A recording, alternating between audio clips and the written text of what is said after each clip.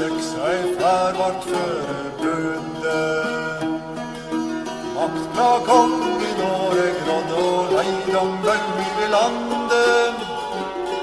Eit 195 skip til Orkney jarlen der sigla vest. Og Thorfinn jarl sine søner lest eit 104 lang skip. What is going on, guys and girls? Welcome back to CK2, and holy fury, I finally get to play it. Now, the DLC has not officially been released yet, but I have been fortunate enough to receive a preview copy of the game from Paradox, so thank you so much for that, because that allows me to play it a little bit before, and I actually get to show off the new features to you as well. So, I've decided for my first, I'm actually going to start 2 campaigns, just a quick note here. I'll be playing this one, and then I'll start another one as a pagan ruler, because in this DLC there's many great changes, but the 2 I guess characters that have been improved the most are Catholic characters and pagan rulers. And so I'm starting a campaign as a Catholic ruler today, and well, later today I also start a new campaign as a pagan ruler, but we'll get to that later on. For now, the Catholic ruler I've decided to go with is King Harald Hardrada, the King of Norway, and as you can see, we're in the 1066 start date. We are currently at war with England, so we have Harold Godwinson ruling as King of England right now, but chances are he will not stay as king for long, because we're attacking him, and also Duke William the Bastard of Normandy. So it's going to be very interesting. We're going to hop in straight into combat. Really cool. We already have our army here, but before I talk about this, before we actually get into the game, I would like to show off the game rules. There's a few new game rules that have been introduced with this DLC. I don't really want to talk about them too much. What I'm going to do is I'm going to scroll through them here, so you guys can basically just stop whenever you want and just read, so you can see what I have changed. Some of the more important things is I have direct action for assassinations turned on, I have defensive pacts off, shadowed retreat on, and all these kinds of things. Most story events I've just kind of kept the way, you know, the default way, and so on and so forth. If you have any specific questions about the game rules I've used, you can obviously let me know. But yeah, that just as an aside for those of you who are interested. And now, I think we can actually start checking out some of the new features. The first feature that you'll actually see clicking on the character is that the whole character interface, the whole character screen has been revamped, and it's getting a little bit of time. Or yeah, it takes a little bit of time to get used to it, but I gotta say it's not that difficult. If you've played for a while, you kind of figure out where everything is relatively quickly. So obviously we still have basically the same information, it's just kind of rearranged differently. We still have our ambitions and focuses, and we can go to the barber if you have the DLC for that, of course. And we see our traits, our claims, and our current titles as well. We see our wars. We also have a new personal combat skill, I guess, faction, or not faction, I don't know what it's called, you know what I mean, an extra dedicated spot to show this. And we also have our combat modifiers, and here we also see the personal combat skill in detail, right? As you can see that Harald Hardrada has already passed his prime, but I gotta tell you guys, this is a monster. This is a really cool character, and if you do not know all that much about him, then I'll tell you a little bit, but well, I'm gonna actually start off by showing one of the new things as well, the Bloodlines. We, as Harald Hardrada, actually have the bloodline of Harald Fairhair, a legendary ruler who through skill and military might united the Kingdom of Norway and the people therein. So this is one of our descendants who ruled long time ago. We get extra opinion, personal combat skill, and other opinion modifiers from that, so that's really useful. And yeah, I wonder if we can actually stack these bloodlines. That's something I'm actually not too certain, but we'll see, I guess. We'll find out if that is a possibility, but for now, that's one of the new features as well. No, but what I actually wanted to mention is that the bloodline is one cool thing, but Harald Hardrada has had quite a life himself. And if you don't know about him too much, then I recommend you check out the 4 links I've left in the description of this video. These are videos created by a channel called Baz Battles, and it's basically just focusing on battles. The whole channel is just focusing on battles, especially, in this particular case, the videos I've linked are the battles that Harald Hardrada had participated in. But they also kind of explain like how these battles came to pass, right? What is the reason for these battles, for these wars, and these kind of things. And that very, very awesomely explains what Harald Hardrada has been up to. But just a couple of things I want to mention is here. You can see we are a Varangian. So Harald Hardrada has actually served the Byzantine Emperor over here in various battles, the conquest of Sicily. He was fighting the Pechenghis. He was fighting, or at least he was somewhat involved with the Fatimids, so really crazy things he's done. Harald is also married to a Russian of the House of Rurikid, and that is because Harald was actually friends with the Grand Prince, the former Grand Prince, Yaroslav the Wise of the Kievan Rus. And so this is kind of where his connection to the East is. But we've also been crowned by Pope Alexander II. So this is another one of the new features, that you can have coronations for your Catholic rulers. Or at least I think you can have coronations for every ruler, but like with Catholics, you can have the Pope or other priests crown you. But obviously, being crowned by the Pope is the highest you can really achieve, the most prestigious as well. So really, really cool, and just overall, King Harald Hardrada is quite a badass. But as I said, a bit past his prime, as you can see here. He's already of old age. Anyway, we have started the conquest of England, and as I said, we're not alone. We have Duke William of Normandy in here as well, staking his claims. We have already landed with about 12,000 men. We could technically raise a few more, and I think we might have to, because this is not going to be easy. We have apparently 17,000 men, but yeah, obviously only 11,000 have been raised so far, and our enemies have 14,000 in Harold Godwinson, and we have William the Bastard with close to 16,000 men. So we're gonna have to raise these men in order to ensure a victory. Yeah, other than that, I guess I should mention some of the important people that are at our court right now. But before we do that, I kind of want to combine my army here. And probably the most important character that we have in our court right now is the half-brother, I think, yeah, of the current King Harold Godwinson, because we have Tostig Godwinson at our court. Now, he was, I believe he was exiled or something like that. Either way, he was, at some point, he was the Duke of Northumbria, or I believe he was anyway. Now, Northumbria de jure is only these parts, and basically, he's joined us because he wants to get these lands back. So I think if we are victorious here, Tostig Godwinson, it will be made the new Duke of Northumbria. That's at least my plan. And then, well, for that, actually, he'll also have to fight for us. Let me see. Let's point myself in the center. But we have some other really cool commanders as well. And I'm going to actually put them here into the flanks first. And yeah, let me talk about them. So these two characters, there are semi-custom characters, but also sort of historical. They've been created by my supporters over on Patreon. So the first one here is Tjodolf Sterkaen. And if you have watched the videos that I've linked in the description, or if you already know about the Battle of Stamford Bridge, then you know that Tjodolf Sterkaen, that was the man who single-handedly blocked the English army from advancing across the bridge. He swung his great Dane axe and killed about 40 armored men on his own until he was eventually killed off. But yeah, so he's a legendary character that kind of explains his overpowered personal combat skill of 93. It's insane, but I feel like it's warranted for such a legendary character. So you can see he's a skilled tactician, he's strong, brawny, he's a giant of a man, a berserker, brave obviously, but he's also a bit shy. There's not too much known about him, and he's also very content.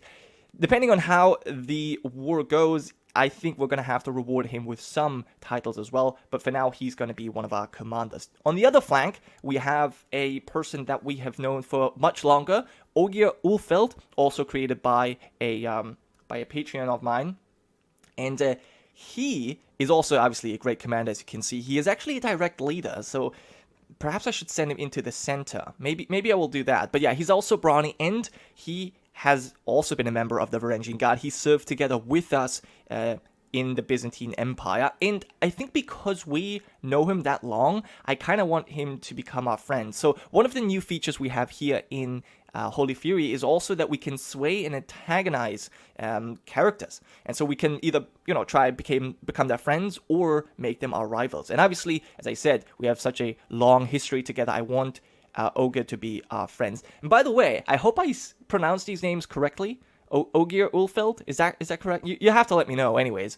But yeah, he's Danish, by the way, so he's a little bit different because obviously we are Norwegian, and Jorvik is Norwegian as well. So he's a bit out of the ordinary here, but not too strange. Okay, so for now, let's start this. We'll sway him, and we'll get some events that will hopefully improve relations with our commander here. But yeah, so for now, let's switch that around. Then I'll have you in the center, and I will be leading the flank over here. And I wonder if we can also appoint sub-commanders. Yes, we can. Very good. Well, in that case, I would like to have, yeah, why not Togier here? Then we'll have Tosdig in the center, and on this flank, we'll have the Duke of Orkney, who's a hunchback. But apparently he's still a relatively good martial character. Okay, we have also some other general things that we need to do. Our son and heir, Olaf, needs to get married. Now, this is actually quite interesting. One other thing I should mention here is that our wife, the princess of the Kievan Rus, she has given us 3 beautiful daughters, but not a single son. So all of our 2 sons, or both of our 2 sons, are bastards, legitimized bastards, but they've been born by Thora Dorbergsdatter. I don't know the connection there. Apparently, I don't know who she is really, but apparently we're not lovers. So I really have no clue what this is all about. If anybody knows, then please let me know in the comments. So yeah, but I guess she's kind of important as well. Now our oldest son, Magnus, he's ill.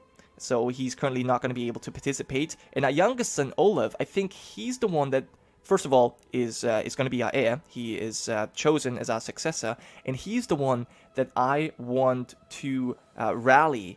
I want him to lead the forces that we're going to raise now from our home. So they're all going to probably meet up here. And yeah, they will be led by Olaf. Actually, he's not a commander. Now, that's surprising. Why is he not a commander? Is he on account? Oh, he's not a steward. I see. Okay, well, let's make sure that you're not being a steward right now. I need you as a commander. There you go. Okay, Olaf. So you're going to control the reinforcements, so to speak, but we do have some over here as well in the Faroe Islands. Okay, let's bring them on the boats. And then we've got some here in Orkney as well. Okay, yeah, you can bring them over too. Very nice. I guess these 2 will send immediately here, and the rest will have to raise some more ships, and we'll get you guys together later. Now, I guess it probably would be faster if I had... It would probably be faster if I just put you all on the boats, but I don't want to do that. I'm just too lazy for this right now. Okay, so, obviously, this is... It's very slow going. The first episode always takes a long time. So many things to set up. But I think we're almost through this. We also have 2 children that need a focus. Those are Tosdig's children, Marshall. I mean, sure, you get the learning education. Why not? And then you're a hunchback too. I guess I'll give you the stewardship education. There you go. Okay, so that's good. We can create all kinds of duchies. Don't think I'm going to be doing that right now. We'll have to pack our own character focus. I'm going to go with the war focus. And just to increase our marshal. Olaf needs to get married. We'll deal with this after the war, I think. A court physician would be nice. And we can set a crown focus. Now, where is our capital anyway? Like, that's something I would actually love to know. This is our capital. Okay, well then I'll set the crown focus here for now. No problem. And designated region needs to be appointed. I would love to appoint Olaf, our son, and as court physician, will... Interesting, a Qatar heretic. He's a scholar, he's ambitious, but quick. You know what, Magna? You will have this job. We are actually zealous, so we technically cannot tolerate heretics, infidels, or heathens. But so I don't know what the deal is with this Qatar man, but so technically, we'll see. We'll see what he does. If he is doing his job well, I think we might be able to oversee his religious escapades. But if he... or overlook, rather, not oversee. But if he has, like, if he makes a single mistake, I think we'll have to, well, it's gonna have consequences, let's say it like that. But anyways, let's finally actually move forward in time, and let's get started. I think right now we're fine staying here, just besieging York.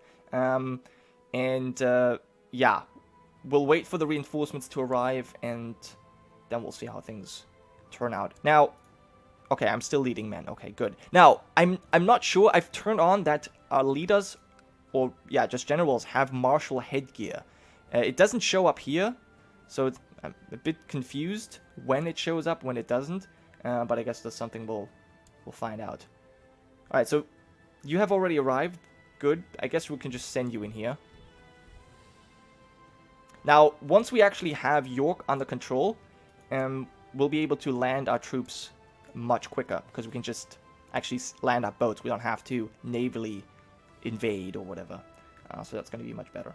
Okay, so our troops have landed. Let's add them here as well. And these ships, I guess we're just going to park our ships here for now. In fact, actually, I can send you over here. We might need our fleet to retreat later on. Also, one new feature, I think that's new, is that we have movement locks as well. You can turn that off in the game rules if you want to, but I feel like this is actually not too bad. It's giving a little bit more of a tactical, you know, tactical advantage to things, or tactical just element to battles. So yeah, that's going to be cool. Now, I'm not sure. So far, nothing has happened, although there's a little bit of war score in favor of William the Bastard. Okay, so maybe there has been a battle already. During your wife's recent visit to Badajoz, we had a great time discussing the similarities between our people. Interesting. So while I am invading England, our wife, the Grand Princess of the Kievan Rus, is apparently talking to Abu Bakr of the Aftersid Emirate. I'm not interested, I think. I'm not interested at all, so we'll just decline. Okay. Yeah, vassals have been raised too long. And lately I've become afraid that someone might want to hurt me. I am thinking about hiring 2 food tasters. Maybe a bodyguard would be a good idea. Now that's interesting. I think we're brave enough that we will not let fear rule our life. I don't want to be paranoid right now. Okay, we did not even become trusting, so that's good. Okay, so we're still waiting for our troops to assemble under the command of our son. Okay, the Prince Olaf. So far, so good. Okay, Siege of York has been the Siege of York has been successful. I think we're just going to keep going for now. We do need to be careful, though, that... yeah, we kind of need to be careful that you don't lose all of your troops. You have... oh my goodness. So there has already been a big battle, it appears. Yes, but apparently William the Bastard absolutely crushed Harald Godwinson's troops. Okay, Middlesex has already fallen. Okay, yeah, William the Bastard's making some really quick progress. That's kind of bad. We can also already imprison the Duke of Orkney. He's leading a plot. Oh, okay. So, I think one thing I should probably do is set up my council. But you're already scheming. The Count... wait, why is this dude my spy master? He's absolutely terrible. Alright, that needs to change. So, you're going to be kicked out. You are just insane. Maybe one of my... your leading troops in York... how about my wife? Now, my wife actually also is Orthodox. So I think this being zealous is not that important to our ruler. Okay, my wife is a bit pissed off, but okay, we'll make her a spy master anyways. I hope she doesn't try and kill us or anything. That'd be quite terrible, obviously. Okay, St. Peter's has fallen as well. There's another barony, and then there's a city of Scarborough. Okay, I think we have amassed all of our troops. Yes. Oh, what's this? The English... Oh, you've got to be kidding me. The English are actually landing? Alright, well, we're going to get on our boats, and we're going to try and protect our lands. Olaf, please land. Okay, they've actually... Interesting. This is Duke Morcar of England leading these troops. Now, this is very interesting. Duke Morcar is the Duke of Northumbria right now. Or, yeah, he's the Duke of Northumbria. So, he's very upset that we are besieging his capital, and so he has decided to come and besiege our capital. Very cool. Well, I hope that our son will be able to defend our home. I'm glad that I amassed the troops the way I did. That's gonna come in handy. Now, we have a naval landing. That was probably not the smartest thing, but I hope we can still turn this around. Our son doesn't have anyone supporting him, so he's really on his own here. I hope he can do this. In the chaos surrounding the Battle of San Namore, my men cornered the Bishop of Exeter, who was flailing miserably. Okay, very good. Although, yeah, why are we getting prestige? I'm not even fighting in this one. I don't know. Okay, my son is already running from the battlefield. That's not good. The blood of Harald Hardrada flows through my veins. Since the days he walked the earth, we have abandoned our old Germanic faith, though I do see merit in the ways that helped shape such a legend. Ah, so our bloodline, he was north. We were once like them. We should not judge their ways. No, the ways of the old belong into the past.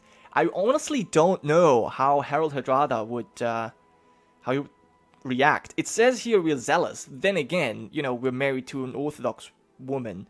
But she's at least Christian, you could argue, so... I think, honestly... I think we venerate our ancestors still, in a way. I mean, he was quite a legendary character, so I think because of him we'll have some sympathy for the pagan religions. Even though we're zealous, I feel like it kind of makes sense. Okay, and we can nominate a heir for a bishopric. Okay, I might do that. Right now I'm not too interested. There was something else I wanted to do. I just completely forgot what it was. So that's kind of annoying. Well, we'll have to see how this battle goes for now. But I have the feeling we're going to lose it.